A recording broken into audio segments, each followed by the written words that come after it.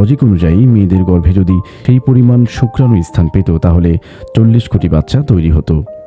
এই 40 কোটি শুক্রাণু মায়ের জরায়ুর দিকে পাগলের মতো ছুটতে থাকে।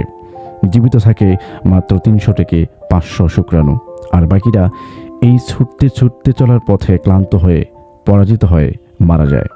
এই 300-500 শুক্রাণু যেগুলো ডিম্বাণুর কাছে যেতে পেরেছে, তাদের মধ্যে একটি মহাশক্তিশালী শুক্রাণু ডিম্বাণুকে ফার্টিলাইজ করে অথবা ডিম্বাণুতে আসন গ্রহণ করে।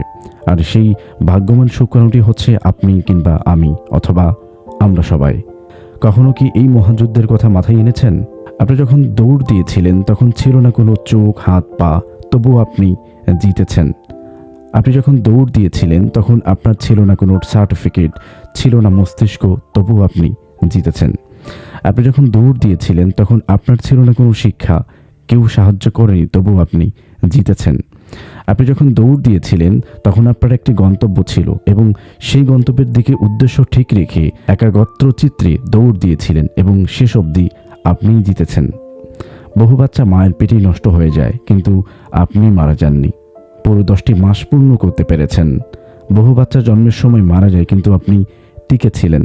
বহু বাচ্চা জন্মের প্রথম 5 বছরেই মারা যায়, কিন্তু আপনি এখনও বেঁচে আছেন। অনেক শিশু অপুষ্টিতে মারা যায়, কিন্তু আপনার কিছুই হয়নি। বড় হওয়ার পথে অনেকেই দুনিয়া থেকে বিদায় নিয়েছে, কিন্তু আপনি এখনও আছেন।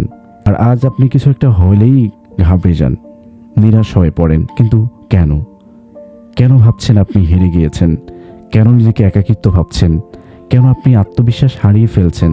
এখন আপনার বন্ধু বান্ধব, ভাই বোন, সার্টিফিকেট সবকিছু আছে, হাত পা আছে, শিক্ষা আছে, প্ল্যান করার মস্তিষ্ক আছে, সাহায্য করার মানুষ আছে, তবু আপনি হতাশায় আশা হারিয়ে ফেলছেন।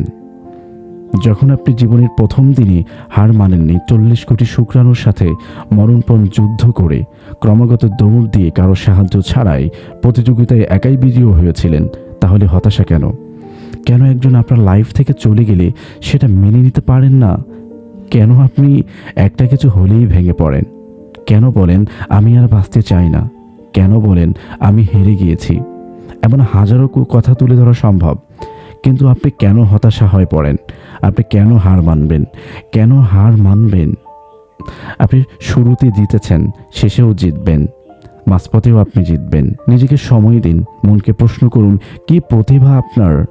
মনের চাওয়াকে সবসময় মূল্য দিন, সবসময় ঈশ্বরকে, আল্লাহকে স্মরণ করুন। দেখবেন আপনি জিতে যাবেন। শুধু নিজের মনের জোর নিয়ে যুদ্ধ করতে থাকুন, নিজের জিতে যাবেন। সবাইকে ধন্যবাদ। ভালো থাকবেন সবাই।